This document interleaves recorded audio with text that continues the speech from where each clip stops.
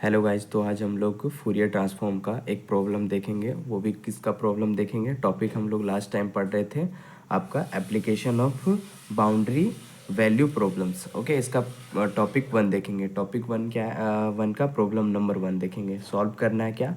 Del u by del t equal to alpha square है into del square u divide del x square. Okay, ये इससे find करना है हमें, ठीक है, application of boundary value problem में, ठीक है। और इसमें आपका लिमिट दिया हुआ minus infinity to infinity, t आपका ग्रेटर देन इक्वल टू 0 है, with condition u of x comma 0 जब रहे तो एफ ऑफ एक्स हो जाता है, ठीक है।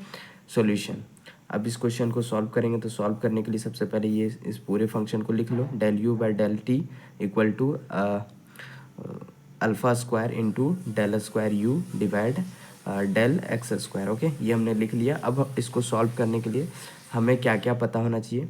ये देखो, ये हमें पता है, क्या पता है? फूरियर ट्रांसफॉर्म, ठीक है। तो फूरियर ट्रांसफॉर्म पता है, वही फूरियर ट्रांसफॉर्म को दोनों साइड ले लेना है, ठीक है। U of x and t and minus infinity से अगर इन्फिनिटी रहे so we apply Fourier transform on both side, ठीक है। जब ये कंडीशन दिया हुआ रहे, है ना, और तब जाके हमारा ये जो फंक्शन लिखा हुआ है, ये इसी को हम लोग एफ ऑफ एक्स बोलेंगे, ठीक है। इसी को हम लोग फूरियर ट्रांसफॉर्म फाइंड करते थे। ये आपका बेसिक है, ठीक है। देखो यहाँ पे ये पहला जो आपका आ रहा है, ये इसी पे आ रहा है ना, इसी पे, सॉरी पहले पे नहीं आ रहा है, ये आपका इस कंडीशन में, थर्ड नंबर वाले कंडीशन में आ रहा है ना, थर्ड नंबर वाला कंडीशन है, वही कंडीशन आपको यहाँ अप्लाई करना है इस क्वेश्चन में, ठीक है। तो कर देते हैं। तो दोनों साइड फूरियर ले लो, है ना। तो फूरियर यहाँ पे ले लिए और यहाँ भी ले लेंगे। यहाँ जब लेंगे तो क्या होगा, ये तो कांस्टेंट इसीलिए बाहर रख लिए, और इसके साथ फूरियर और इसके साथ फूरियर दोनों साइड ले लिया। अब देखो करना क्या, इस डेल बाई डेल टी को हम लोग बाहर ले लेंगे। इसको डी बाई डी टी भी लिख सकते हैं, ठीक है। ये हमने बाहर ले लिया, इस एफ को अंदर दे दिया, तो एफ ऑफ यू हो गया F of u equal to as it is आ गया। अब देखो यहाँ पे क्या है, ये आपका ये फंक्शन रहे फूरियर में ना, Fourier of del square u by del x square रहे, ये फंक्शन रहता है, तो इसका वैल्यू क्या हो जाता है, minus s square into F of you, ठीक है। ये हमने फूरियर ट्रांसफॉर्म में पढ़ा है, ठीक है। जब ऐसा फंक्शन हो तो इसका क्या हो जाता है, ये वैल्यू हो जाता है। बस हमने क्या किया, इस पूरे की जगह पे ये वैल्यू रख दिया, ठीक है, ये एज इट इज़ आ गया। अब देखो, अब क्या कर सकते हैं, ये हमारा जो है एफ ऑफ यू जो है, ये हमारा जब डिफ्रेंशिएट होगा, है ना, तो ये फंक्शन क्या हो जाएगा, यू यू यू यू पे बार आ जाएगा ना, तो del sorry d by d t u bar, ठीक है, इक्वल टू ये आपका सेम आ गया, ठीक है, अल्फ़ा स्क्वायर। यहाँ पे करेंगे तो ये भी क्या हो जाएगा, यू बार आ जाएगा, है ना। तो यहाँ पे हमने लिखा हुआ है, ये minus as it is same लिखा हुआ है।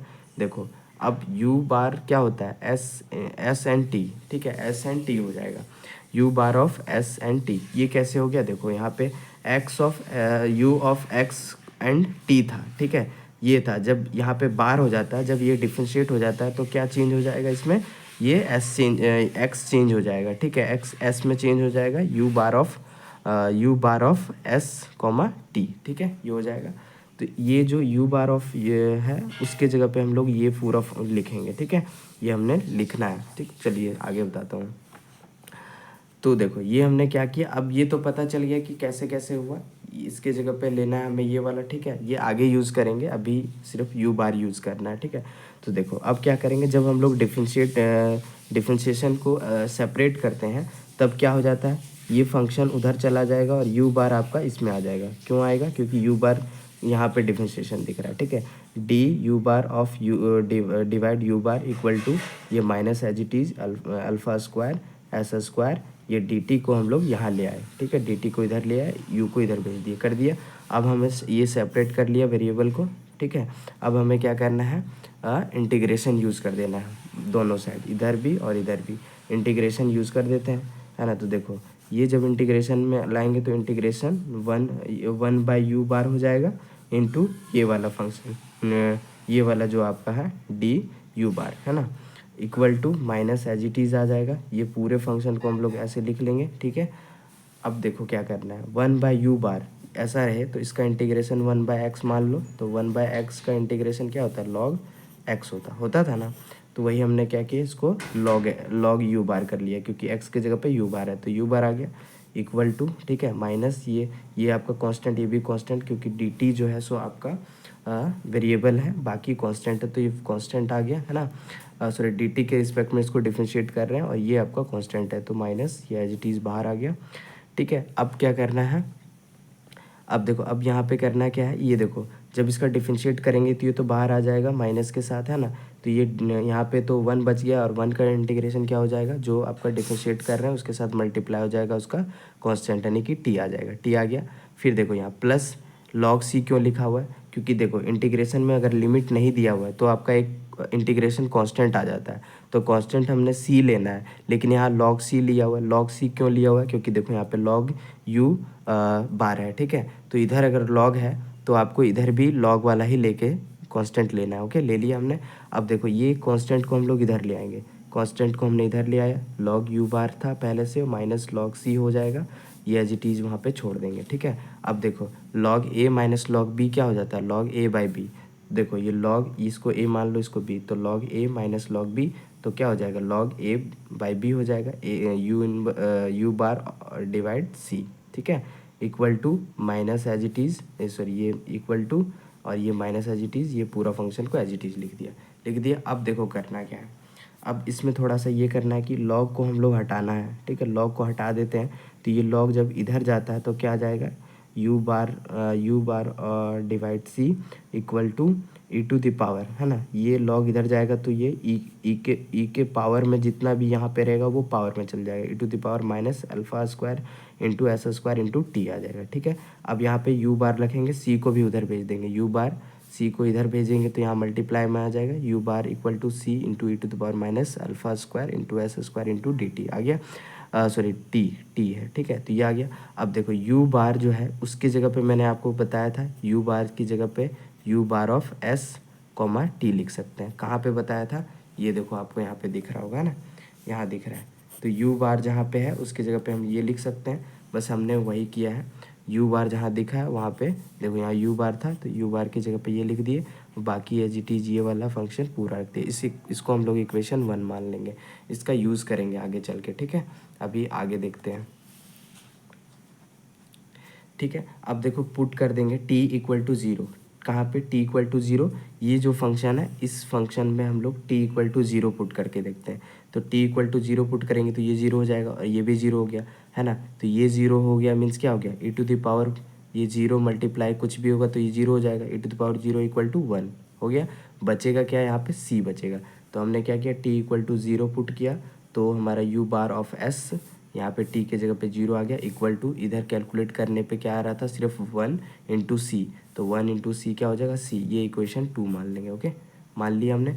अब देखो फ्रॉम फूरियर ट्रांसफॉर्म, अब फूरियर ट्रांसफॉर्म यूज़ कर देंगे इसमें, ठीक है। जो हमारा फूरियर ट्रांसफॉर्म कंडीशन दिया हुआ था माइनस इन्फिनिटी टू इन्फिनिटी, ठीक है, वो वाले कंडीशन जब रहता है तो हम लोग फूरियर ट्रांसफॉर्म यूज़ करते हैं, इनफाइनाइट फूरियर ट्रांसफॉर्म, ओके। तो वही यूज़ करना है ना। तो वो उसका बेसिक फार्मूला क्या है, एफ ऑफ एक्स हमारा क्या हो जाएगा, ये फंक्शन, ठीक है, सॉरी ये फंक्शन एफ ऑफ एक्स हमारा क्या हो जाएगा, एफ ऑफ एक्स जो है u of x comma T, ठीक है। ये यहाँ पे रहता था ना एफ ऑफ एक्स, उसी की जगह पे ये फंक्शन रखा हुआ है, ठीक है। ये कहाँ से हमने लिया हुआ है, ये आप क्वेश्चन जब स्टार्टिंग में देखोगे तभी आपको पता चल जाएगा, ठीक है। और ये जब ये फंक्शन रहता था, ऐसा रहता था, तो इसके इक्वल टू हम लोग एफ ऑफ एस लिख सकते थे, वही हमने एफ ऑफ एस लिखा हुआ है। अब इसका फॉर्मूला क्या होता है, एफ ऑफ फूरियर ट्रांसफॉर्म का integration minus infinity to infinity f of x into e to the power i s x into d x, ये बेसिक है, सबसे पहले हमने यही पढ़ा था, ठीक है, बस वही है। अब देखो इसका जब ये पूरे फंक्शन का जब फूरियर ट्रांसफॉर्म फाइंड करते हैं तो u bar of s into s comma t आ जाता है। कैसे आ जाता है, देखो ये तो एक बार फंक्शन तो दिया हुआ है एफ ऑफ एक्स का जब फूरियर ट्रांसफॉर्म फाइंड करते हैं तो u bar of s comma T आएगा ना, जैसे कि आपको क्वेश्चन में बताया गया है, ठीक है। तो u bar of s comma t आ जाएगा। अब इधर वाले का कर लेते हैं, तो जो एफ ऑफ एक्स है, एफ ऑफ एक्स हमारा क्या है, अभी ये वाला है, ठीक है, जैसे कि मैंने आपको बताया। तो अभी एफ ऑफ एक्स हमारा ये है, तो एफ ऑफ एक्स की जगह पे रख दो, ई एज टीज रख दिया, ठीक है। अब क्या करेंगे, टी के जगह पे 0 पुट कर देते हैं, पुट टी इक्वल टू 0, यहाँ पे 0 पुट करेंगे, ठीक है। फिर जहाँ जहाँ टी दिखेगा वहाँ 0 पुट कर देंगे, यहाँ 0 पुट करेंगे, और कहीं नहीं दिख रहा है तो टी जहाँ जहाँ पे टी दिख रहा है वहाँ 0 पुट कर दो, है ना। तो 0 पुट कर दिया, equal to integration minus infinity to infinity u of x comma 0, ये 0 हो गया, into e to the power i s x into d x. देखो ये आ गया। अब ये चीज़ आपको दिया हुआ है, कहाँ पे दिया हुआ है, ये देखो सबसे पहले ही दिया हुआ था क्वेश्चन में, है ना। यहाँ देखो, यहाँ है ना, यू ऑफ एक्स कॉमा 0 रहे तो एफ ऑफ एक्स लेना है, ठीक है। बस हमने वही किया हुआ है। यहाँ पे क्या आ गया, देखो यहाँ पे हमारा आ गया ना, ये यू ऑफ एक्स कॉमा 0, तो इसकी जगह पे एफ ऑफ एक्स ले लेंगे, बाकी एज इट इज रह जाएगा, ठीक है। और यही जो फंक्शन है आया, इसी फंक्शन को हम लोग एफ ऑफ एक्स बोलेंगे। कैसे बोलेंगे, देखो ये और ये फंक्शन आपका सेम आ गया, तो ये एफ ऑफ एक्स हो जाता है, हो गया। अभी देखो इसमें थोड़ा सा और बचा हुआ है, उसको भी सॉल्व कर लेते हैं, ठीक है। देखो क्या है, वहाँ करने के बाद, है ना, वहाँ करने के बाद आपका वो देखो, ये अब बचा क्या, f of x equal to, हम लोग देखो इसके इक्वल टू में ये आया ना, इसी को हमने क्या किया, यहाँ पे लिख लिया है, ठीक है। क्या किया, u bar of s comma 0 equal to f of s, इसको इक्वेशन थर्ड मान लेना, मान लिया। अब फ्रॉम इक्वेशन 2 एंड थर्ड से, टू जो था और थर्ड, तो थर्ड तो हमारा यहाँ पता है, 2 क्या था हमारा, 2 इक्वेशन ये था, u bar of s comma 0 equal to c. ये कहाँ से पता चला, देखो आपको यहाँ पे 2 इक्वेशन दिख रहा होगा ना, यही इक्वेशन हमने यहाँ पे लिखा हुआ है, ठीक है। ये इक्वेशन लिखा हुआ है, ठीक है। देखो अब इसके इक्वल टू में आपको कहीं दिख रहा है, यहाँ पे एफ ऑफ एक्स दिख रहा है, f of x equal to c, हो गया, ठीक है। अब क्या करेंगे, फ्रॉम इक्वेशन 1 से चलते हैं। फ्रॉम इक्वेशन 1 में क्या कह रहा था, 1 में हमने क्या फाइंड किया था, ये देखो इक्वेशन आपको 1 दिखा देता हूँ मैं पहले। हाँ ये देखो यहाँ पे इक्वेशन 1 दिख रहा है, उसी इक्वेशन की जगह पे हम लोग को वैल्यू पुट करना है। इक्वेशन 1 क्या था, u bar of s comma t equal to f of, देखो सिंपली क्या है, इक्वेशन 1 यहाँ पे लिख लेते हैं, ठीक है। एक छोटा सा लिख लेते हैं, इक्वेशन 1 क्या है, u bar of s comma t equal to c into e to the power minus alpha square s square t, ठीक है। ये देखो यहाँ पे आपका ये फंक्शन था, ये इक्वेशन 1 था, ठीक है। इक्वेशन 1 था, देखो ये सेम आ गया, है ना। और ये पूरे के जगह पे पूरा ये लिखा हुआ है, बस सी के जगह पे एफ ऑफ एस क्यों लिखा है, क्योंकि देखो एफ ऑफ एस की जगह पे हम लोग सी लिख सकते हैं, और सी की जगह पे एफ ऑफ एस, इसीलिए सी था यहाँ पे, सी की जगह पे एफ ऑफ एस लिखा हुआ है, ठीक है। ये हो गया। ये तो हमने फूरियर ट्रांसफॉर्म फाइंड कर लिया। अब अगर हम लोग इसी का इन्वर्स फाइंड करना चाहते हैं, क्या बोलते हैं, इन्वर्स फूरियर ट्रांसफॉर्म, ठीक है, इसी क्वेश्चन का। तो इन्वर्स फूरियर ट्रांसफॉर्म फाइंड करने के लिए अगर क्वेश्चन में बोला जाता है, तो आप समझ जाना है कि इतना लंबा क्वेश्चन ऐसे आपका 14 मार्क्स का ही होगा, ठीक है। सेमेस्टर एग्जाम के लिए बहुत इंपॉर्टेंट है, ठीक है। तो ये देखो इसका इन्वर्स फूरियर ट्रांसफॉर्म का फॉर्मूला क्या होता है, एफ ऑफ एक्स की जगह पे हम लोग u of x comma t लेना है, equal to 1/2 by into integration minus infinity to infinity u bar of s comma t into e to the power minus i s x into d x. ये आपका basic formula होता है inverse Fourier transform का। उसी पे क्या करना है, वैल्यू रख देना है। ये एज इट इज आ गया, ये भी एज इट इज आ जाएगा। तो ये देखो ये जो फंक्शन आया, इसके इक्वल टू हम लोग अभी फाइंड किए थे, देखो यहाँ पे है, यहाँ भी दिख रहा है आपको, यहाँ नहीं आ रहा है तो आप देख सकते हो इक्वेशन थर्ड में भी, देखो इक्वेशन थर्ड में सेम दिख रहा है। बस यहाँ पे टी का जगह पे 0 पुट किया हुआ था, बट टी की जगह पे अगर 0 पुट ना रहे तो आप लोग एफ ऑफ एक्स लिख सकते हैं, ठीक है, वही लिखा हुआ है सिंपली। ये देखो यहाँ पे ये पूरा function F of you bar of s comma T है, इसके जगह पे ये पूरा लिखा हुआ है ना।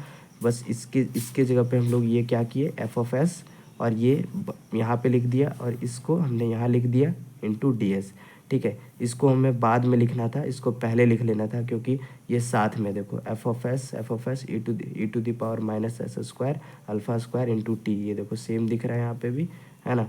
तो इस पूरे फंक्शन के जगह पे ये 2 लिखा हुआ है, ठीक है। और ये वाला कहाँ से आया, ये यहाँ से आया फार्मूला से, एंड डी एक्स, ये हमारा फाइनल था, ठीक है, आंसर, ठीक है। तो इसी तरह से क्वेश्चन आपका प्रॉब्लम नंबर 1 सॉल्व हो गया। सेकंड प्रॉब्लम नंबर जो है सो बहुत जल्दी आ जाएगा हमारे यूट्यूब चैनल पे। एंड लाइक करें, शेयर करें, कमेंट करें, एंड सब्सक्राइब करना ना भूलें, ठीक है, हमारे यूट्यूब चैनल को। And thank you. और कॉन्सेप्ट को क्लियर करते रहे, प्रॉब्लम जितने भी होंगे मैं सारे सॉल्यूशन करवाऊँगा। थैंक यू, मिलते हैं नेक्स्ट वीडियो में।